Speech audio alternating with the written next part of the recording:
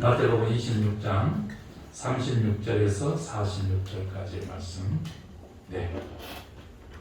우리 함께 한 목소리로 봉독하겠습니다. 우리 함께 하나님의 말씀을 읽으실 때의 말씀의 은혜와 능력이 저와 여러분에게 이미 임하시기를 소망합니다. 마태복음 26장 36절.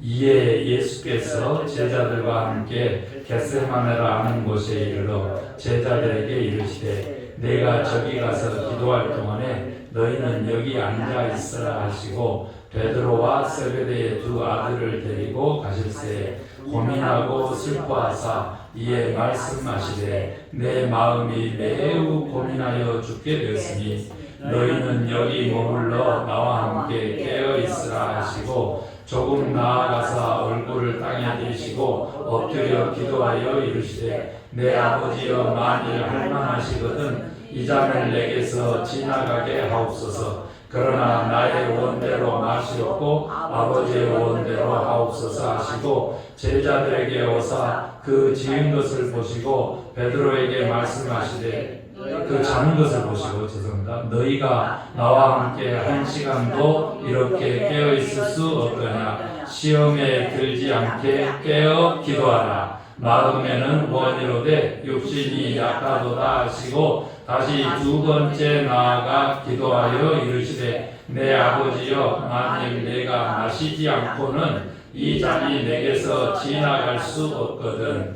아버지의 원대로 되기를 원하나이다 하시고 다시 오사 보신즉 그들이 자니 이는 그들의 눈이 피곤함이더라. 또 그들을 두시고 나아가 세 번째 같은 말씀으로 기도하신 후 이에 제자들에게 오사 이르시되 이제는 자고 쉬라. 보라 때가 가까이 왔으니 인자가 죄인의 손에 팔리느니라. 일어나라 함께 가자. 보라 나를 파는 자가 가까이 왔느니라. 아멘.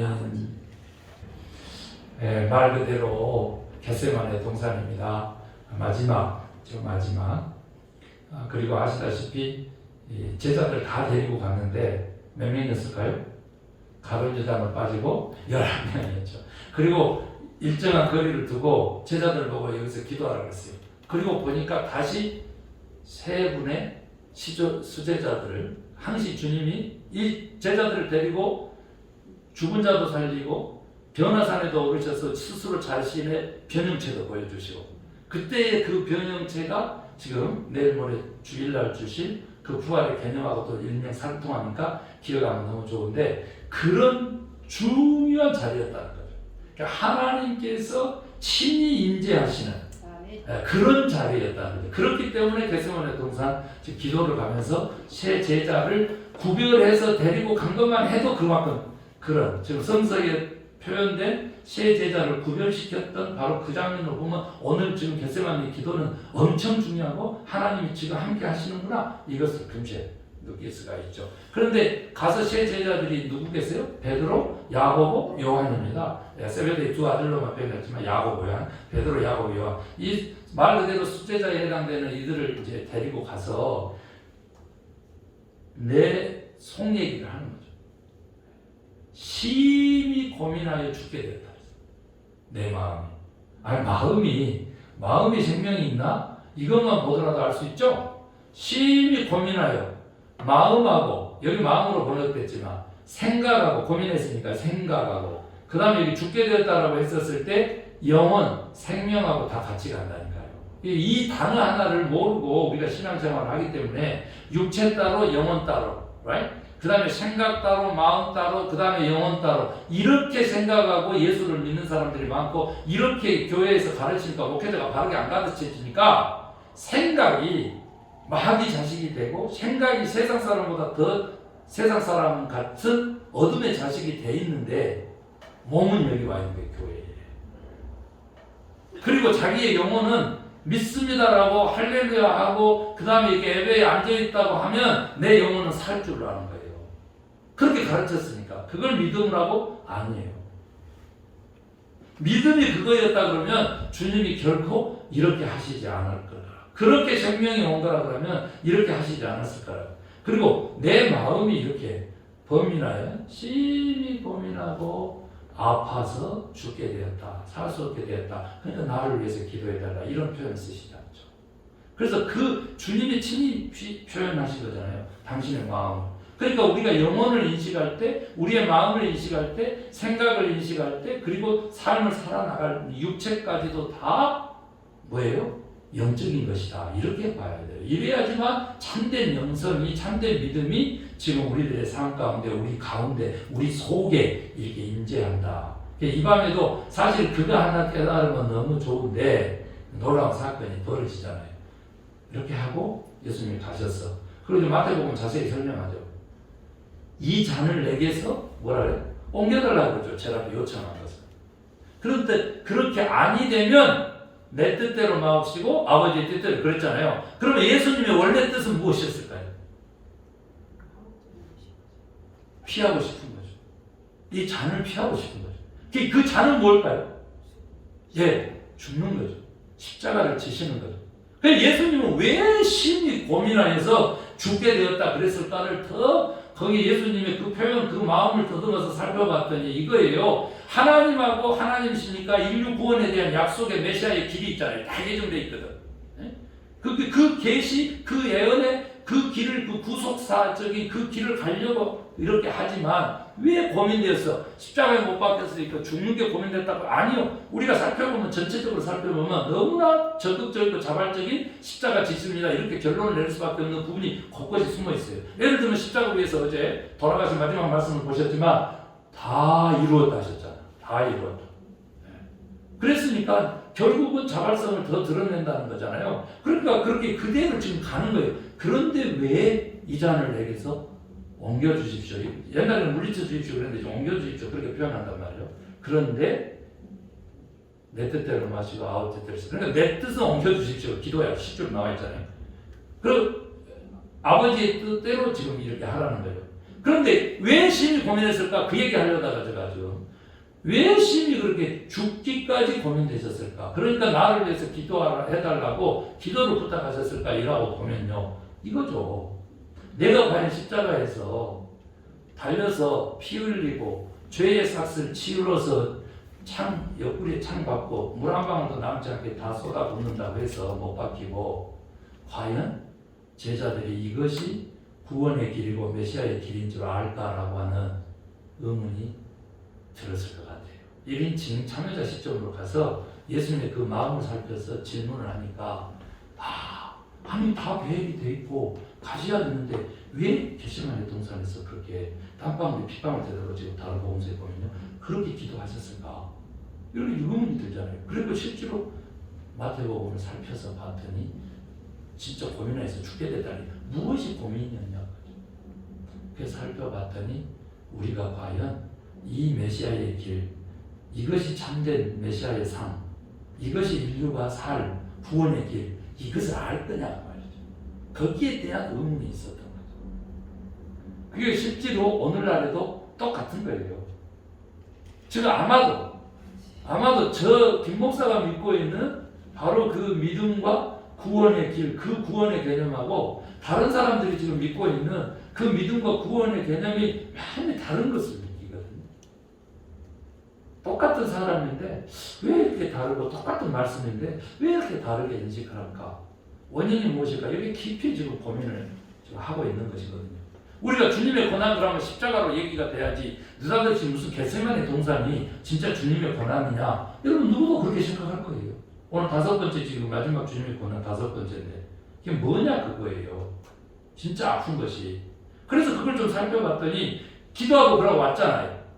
그래서 다시 돌아와서 봤더니 뭐하고 있었다고 제자들이요? 참다고 있었죠. 그때 주님이 말씀하시는 거예요. 나를 위해서 마태복음에 오늘 본문에 1시간도 깨어있을 수 없더냐 이래요. 그 이제 다른 복음서에서는 한순간이라고 했다 뭐 학자들이 여러 논리가 있지만 그거 믿으면 안 되고 그냥 여기 성경 기록된 대로 그렇게 하자고. 1시간을 못 깨어있느냐. 우리 예배잖아요. 1시간 넘어서면 좀이 쑤셔가지고 미쳐버린 사람들 많아요. 진짜로. 그런데 아시죠? 부흥하는 교회는 몇 시간 예배드렸다고? 에즈베리 대학교 부흥하고 있는데 몇 시간? 24시간. 그 다음에 21일 동안 한 시간도 안 받고 불 켜고 24시간 그 겨울에 시작한 거예요, 부흥이. 그런데 6천 명밖에 안 되는데 일주일에 몇만 명씩 와버린다고? 7만 명씩 와버리고 하루에 2만 명씩 모여버리는 거예요. 그러니까 어떻게 했어? 시리하고 학교하고 의논해가지고 대학교 총장님이 우리 21일간만 3주간만 예배하고 더 이상 집회하지 않습니다. 이랬더니 각 그 주변에 7개 대학으로 또 번져가지고 거기서 부흥의 예배가 이루어지고 대형 교회가 그렇게 일어나고 그냥 미 전역으로 지금 퍼져나가는 거예요.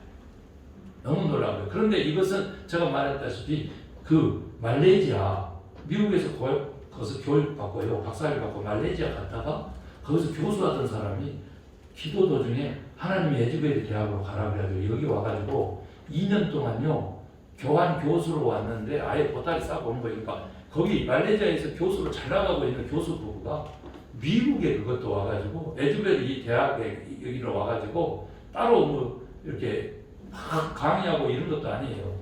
기도만 하는 거예요. 기도. 2년 만에.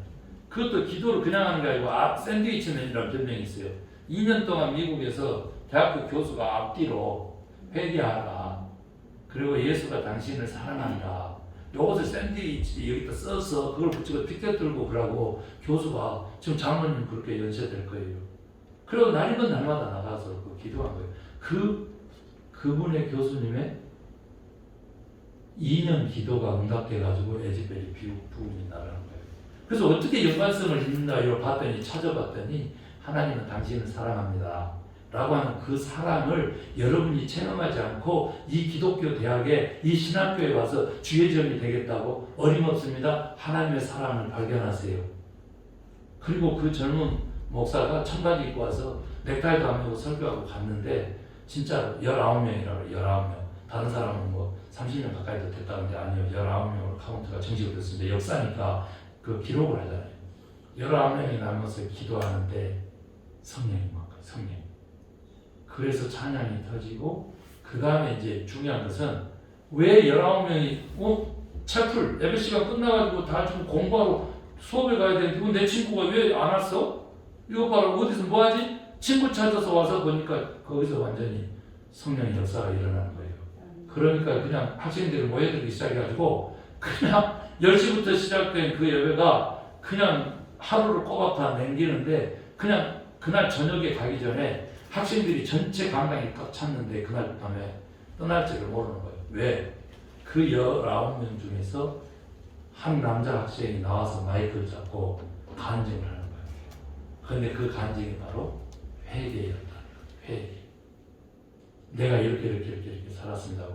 회개를 공개적으로 하는 것이에요. 이것을 보고 그냥 거기에 참여했던 사람들마다 회개하기 시작합니다. 그랬더니 그 부흥의 불길이 타올라서 시장하고 총장이 그 예배를 중지해야 될 정도로 미 전역에 어마어마한 모든 방송 뉴스에 다 나올 정도로 그런 부흥이 일어났었거든요. 그래서 그 지금 에즈베리의 그 부흥 바로 이제 그 대목인데 뭐 하다가 됐다고? 기도하다가 그렇게 이루어진 거예요. 그러니까 기도가 그렇게 중요했는데 1시간이 아니라 24시간씩 예배하는 사람도 있는데 그래 일주일 동안 집회를 안 간 학생들도 있었어요. 그런데 의도적으로 건강을 잃을까봐 바꾸고 학교 측에서 노력을 했지만 그들은 어떻게 잠시 화장실에 갔다 오거나 성전을 떠날 줄을 몰랐다. 그런 좀 역사적 기록들이 나와 있습니다.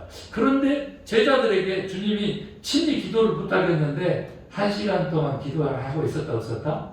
1시간도 못하고 자고 있을 거예요. 예수님께서 여기 보세요. 마지막인데도 불구하고 자기가 부탁했는데 제자들이 그렇게 안 하니까 뭐라 그래요? 1시간도 깨어 있을 수 없었냐? 호통을 치고 그 다음에 깨어서 기도하라. 깨어서 기도하라.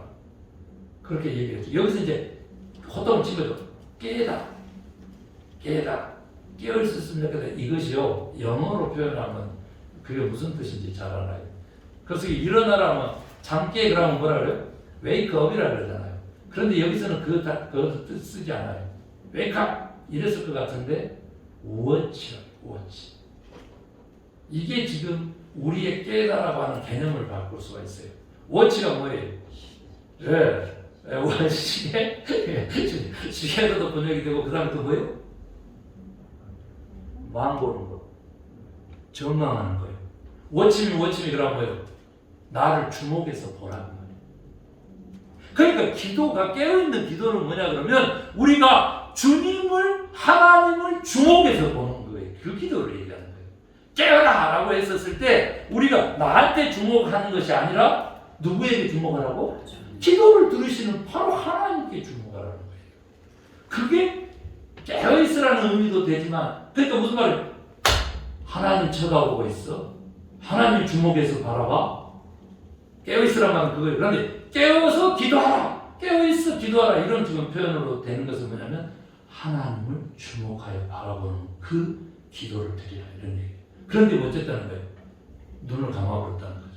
그러니까 예수님이 이제 마지막인데도 불구하고 제자들 다시 깨우면서 막 호통을 치고 또 다시 기도해달라고 했을 거 아니에요. 그래서 미안했던지 마태는 조금 제자들을 좀 핑계거리를 또 줘요. 그 핑계거리가 뭐죠? 마음은 온이로되 뭐가 어쩐다고 약하다고? 육신이 약하도다 하면서도 어떻게 깨어서 나를 위해서 조금만 더 기도해줘 하면서 다시 가시면서 똑같은 기도를 하시죠. 그런데 이때도 내 잔을 옮겨주십시오 했던 것은 이제 틀렸고요. 이 잔을 그렇게 할 수 없거든 아버지의 원대로 하시옵소서. 내 원대로 마시고 이 말씀을 반복해서 하시죠. 따라하십시다. 내 원대로 마시고 아버지의 원대로 하시옵소서. 진짜 주님의 고난은 그 아픔은 무엇이었느냐 그러면요 우리 인간이 자기 원하는 대로 행하는 거 아버지의 뜻이 있고 하나님의 뜻이 있고 주님이 원하신 가 있고 하나님 아버지가 원하신 게 있고 성령님이 원하신 것이 있는데 우리의 원대로 육체의 원대로 세상의 문화와 세상의 그 원하는 대로 살아가는 우리가 진정 우리 주님의 아픔이었고 고난이었다는 것이죠. 그렇기 때문에 하나님에게 주목하지 못하고 주위를 두리번거리는 그런 모든 행동에 대해서 워치미 하는 거죠. 워치. 누가 워치미를 한다는 거예요? 주님이 우리 하나님이. 한 목사 워치미 나 좀 봐. 백윤수 나를 좀 봐. 우리가 할 일은요 주님을 워칭하면 되거든. 그런데 어떤 날 자기 자신이라도 봐주면 얼마나 좋아. 세상이 요구하는 그 기준 때문에 세상을 두리번거린다니까요. 너무 가슴 아프죠. 그걸 좀 저는 이 주님의 아픈 마음을 우리 자녀들의 교회에서 나누고 싶고 이 땅에 사는 모든 믿음의 사람들에게 나누고 싶어요. 주님이 아파하신 것은 우리가 주님을 바라보는 게 아니고 세상의 기준 때문에 세상을 두리번거리는 것이 그거 너무 아프다. 그런데 오늘 본문에서는요 어떻게 얘기할 수 있어요? 내 원대로 마시고 아버지 원대로죠. 그러니까 내 원하는 것, 내 뜻 이것을 아버지의 원으로 바꾸는 것이 겟세마네 동산의 기도였다 이 말이에요.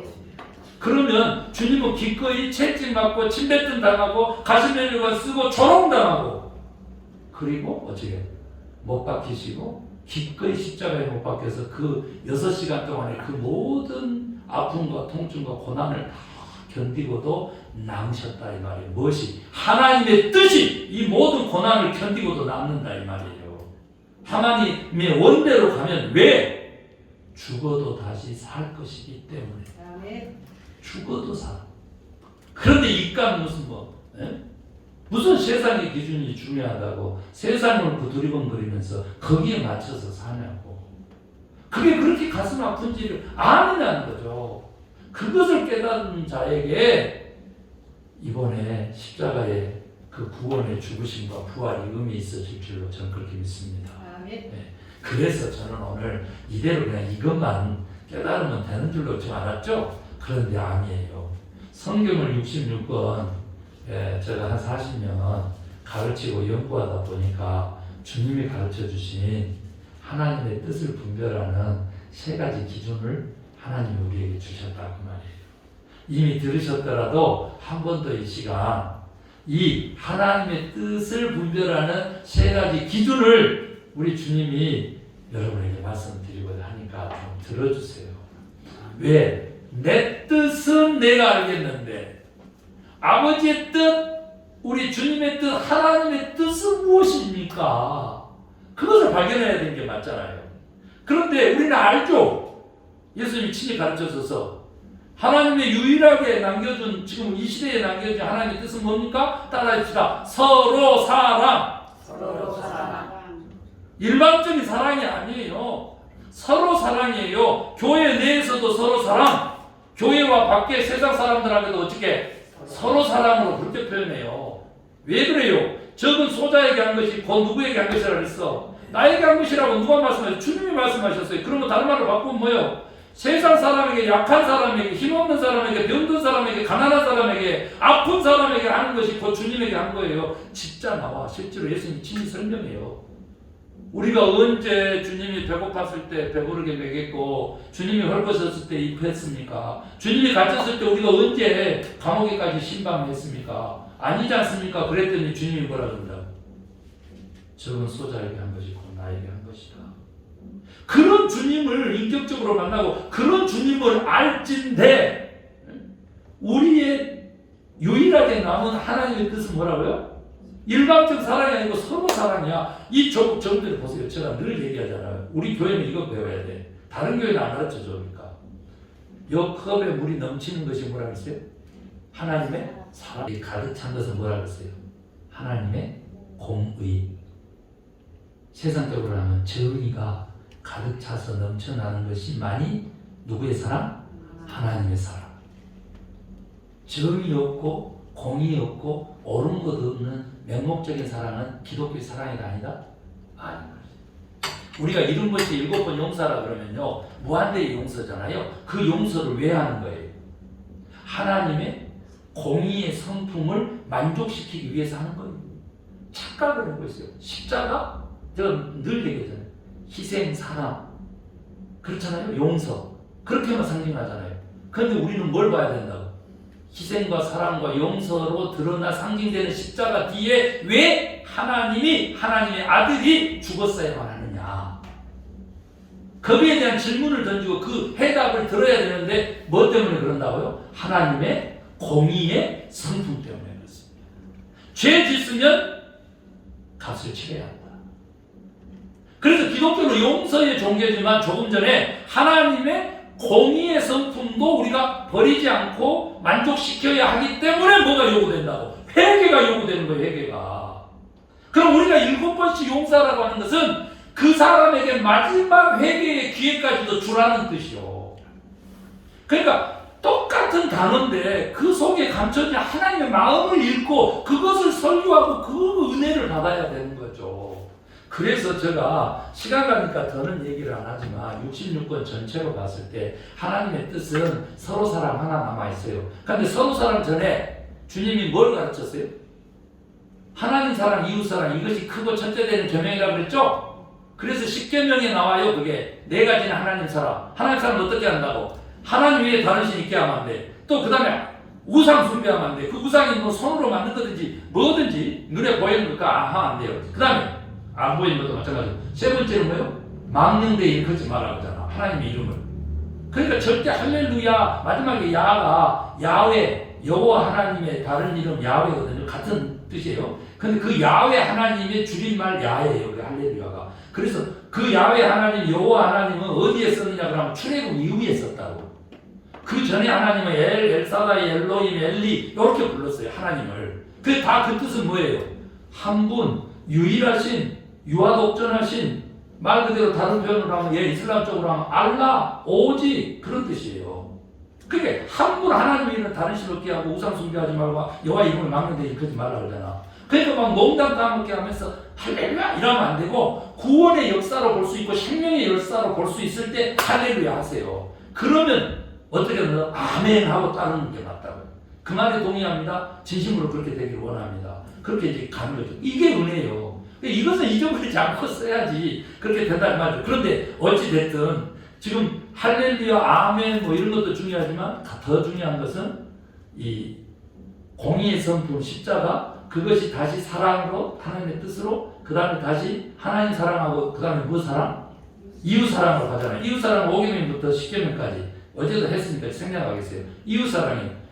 그러면 그것이 다 합해져서 뭐가 된다고 조금 전에 우리가 시작했던 10계명이 되는 거죠. 10계명. 그래서 10계명의 그 돌판이 말씀의 상징으로서 법궤에 있었다. 어제 지성소에 있었다. 이런 말씀까지 다 연결이 되죠. 자, 그러면 하나님의 사랑, 서로 사랑, 이웃 사랑, 그 다음에 서로 사랑, 이것으로 하나님의 뜻이 다 지금 되고, 그 다음에 그것은 원래가 뭐라고?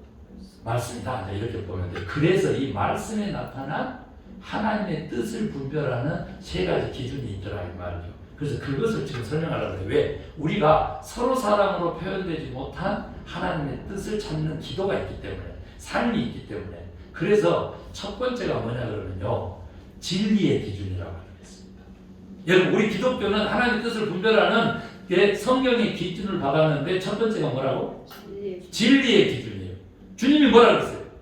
나는 길이요 진리요 생명이니. 그런데 그게 뭐가 연결된다고? 하나님의 임마누엘 임재의 상징인 법궤에 세 가지 들어있는 물품하고 같다고. 알죠? 아론의 쌍난 지팡이, 진리, 그러면 모세의 십계명의 두 돌판. 그런데 이 돌판은 누가 시켰어? 십계명을 하나님이 직접 시켰어. 불로 돌에다가. 그리고 또 마지막에 만나 한 말이죠. 생명기도 똑같다니까. 예수님이 나는 너희들과 함께하는 뭐다? 임마누엘이다. 그래서 예수님의 다른 이름이 뭐예요? 임마누엘이죠. 임마누엘이에요. 그래서 이제 그 전체가 다 이해가 갔잖아요. 그러면 진리의 기준, 진리는 누구? 예수의 기준. 그래서 쓰시라고. 하나님의 뜻을 분별하는 첫 번째 기준은 뭐라고? 예수님이라면 어떻게 하셨을까? 따라하시죠. 예수님이라면 어떻게 하셨을까? 내가 앞으로 지금 어떤 일이 닥쳤어요. 그것을 해결하는 데 있어서 예수님이라면 어떻게 하셨을까라고 하는 진리의 기준을 들이대라 그 말이에요. 왜? 진리가 예수 그리스도니까. 그런데 여기서 잊지 말아야 돼요. 우리가 세상에 살잖아요. 그럼 믿지 않는 사람들에게도 진리라고 하는 것을 청종하는데 있어요, 없어요? 있어요, 그 사람들도. 대순진리회. 그 유명한 이단도 있었잖아. 거기 한때 난리였어요. 그 이름 바꿔가지고 지금도 있어요. 대순진리회가. 그 정도로 세상 사람들이 생각하는 진리라고 하는 것도 있잖아. 그걸 살펴보니까 뭐냐면 철학에서 진리란, 우리의 자녀들을 학교에서 일반 대학교 다니면서 교육받으면 이거 다 가르쳐요. 세 가지 기준이 충족돼야 진리다 이렇게 정의하고 있어요. 철학에서. 첫 번째가 뭐냐 그랬더니 따라해서 보편타당성. 그게 무슨 말이에요? 보편타당성이. 목사님이 뭐 유식하게 문자 쓰는데 그러지 마시고, 그게 뭐냐면 누구나 인정할 만한 그거예요. 진리가 되려면 그래야 돼. 그러면 예수님이 진리라면 이 기준에 맞는가 한번 보시라고. 철학적으로 그 세 가지 기준에 맞는가 봐. 그래서 보편타당성이 첫 번째 진리의 기준이고요. 이거 일반 세상 사람 철학에서 말하는 거예요. 두 번째 기준은 뭐냐 그러면요, 영원성이에요. 이게 변하는가? 변하지 않는가? 근데 2000년 동안 예수님은요, 변함없으신 하나님이시잖아. 그 2000년 동안만 그렇습니까? 아니죠. 태초부터 지금까지 변함없으신 주님, 영원하신 주님, 동일하신 주님, 아멘? 하시라고. 이거 다 신론에서 나와 우리 공부하게 돼. 그래서 뭐가 있다고? 영원성이 담보돼야 돼. 조금 가다가 사라져버리면 뭐라 그랬어요? 처음과 나중에 같아야 되는데 그거 변해버리면 그거 거짓이라고 그랬잖아. 진실을 처음과 나중에 갖고 그 다음에 뭐라고? 속과 겉이 같고. 아멘입니까? 그렇게 우리가 늘 얘기해왔잖아. 그 진실되게 참이라고 하는 게 그렇단 말이에요. 그리고 말하고 행동하고 같고. 그 정도는 우리가 언어적 인간이니까. 자, 보세요. 그 다음에 세 번째 철학의 기준이 뭐냐 할 때는 유익성이 있어야 된다는 거예요. 진리의 기준 세 번째가. 보편타당성, 영원성, 그 다음에 뭐라고? 유익성. 모든 사람에게 다 유익한가 그 말이죠. 실제로 우리 예수님을 믿는 사람들이 한때 몇만까지 갔어요? 몇 억까지 갔어요? 전 세계적으로 32억을 찍었었어요. 32억을. 대단하죠. 그래서 3대 종교 중에 하나고 한때는 가장 이제 많았지만 지금 이제 2위로 주저앉은 지 오래된다. 지금 그래 그 정도 수준이죠. 얼마만큼 이게 왜 그래요? 이슬람도 갈라지고 힌두이즘도 지금 급성장하고 뭐 불교도도 그렇고. 그런데 우리가 가장 많은 종교는 뭐예요? 불교도로 지금 알려져 있어요. 불교. 그런데 지금 힌두이즘이 급속하게 퍼져가요. 인도의 인구 편찬과 동시에 인도의 아주 뛰어난 수학적 지능에 따라서 그거에 의한 과학과 물질 문명의 발달에 따라서 그렇게 영향을 합니다. 아무튼 그걸 강의하고 싶은 생각은 없고, 우리 주님이 유익합니까 안 합니까? 유익하신 분이죠. 생명을 주신 분이니까 축복도 주시고 물질적으로도 유익하실 뿐만 아니라 관계적으로도 영적으로 그분은 진짜 유익하신 분이시죠. 그래서 우리가 진리로 고백하잖아요. 그래서 진리적 기준이라고 하고 예수님이라면 어떻게 하셨을까라고 하고 뭐라고? 보편성과 영원성, 진실성과 유익성을 따져보자라고 하는 것이 첫 번째 하나님의 뜻을 분별하는 기준입니다. 그 다음에 두 번째 기준은 뭐냐 그랬더니요. 이건 너무 중요한데 생명론적 기준입니다. 우리는 빛의 자녀입니다.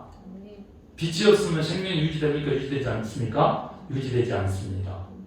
그래서 따라하십시다. 이것이 살리는 것이냐? 죽이는 것이냐? 그거예요. 예수님이라면 어떻게 하셨을까요? 그거고, 두 번째는 이것이 이 결정이 이 지금 기도 제목이 이 문제가 내가 이렇게 앞으로 할 것 같은데 이 앞으로 내가 행동할 이것이 이 결정이 죽이는 것이냐 살리는 것이냐. 여러분 관계에도 생명력이 있습니까 없습니까? 있습니다. 최근에 한때 관계가 아주 좋았는데 그 생명력을 다하는 사람도 있어요. 네? 생명력을 다했어. 근데 끝나는 거예요. 거기는 뭐가 있다고? 죽음이 있어요. 죽음이. 그런데 우리가 기도하고 모든 것을 결정해야 될 것이요. 생명론적 기준이 사실 상당히 중요합니다. 내 돈 한 푼 없는데 이 식당 이 가게 남의 돈 빌려가지고 이 식당 하는 게 이게 과연 나도 살리고 돈 빌려준 사람도 살리고 여기 들어와서 밥 먹는 사람도 살리는 가게냐, 그걸 생각해야 돼. 거기서 일한 사람도 죽이고 돈 빌려준 사람도 죽이고 가게도 죽이고 와서 밥 먹는 사람까지 다 죽이면 이거 하면 돼 안 돼? 안 돼. 내가 지금 집을 새로 사가지고 집을 사러 가. 이사를 가려고 그래. 내 사는 집을 좀 옮기려고 그래. 이 집을 지금 사가지고 가는 거, 집 사는 거, 이 지금 이사 가는 거, 이것이 살리는 것인지 죽이는 것인지 살펴봐야 돼요. 뭐가 비교해서? 지금 사는 집하고 새 집하고 비교해서 우리 살림을 살릴 것이냐, 부부 관계를 살릴 것이냐, 부모 자식 관계를 살릴 것이냐, 아니면 죽이는 것이냐.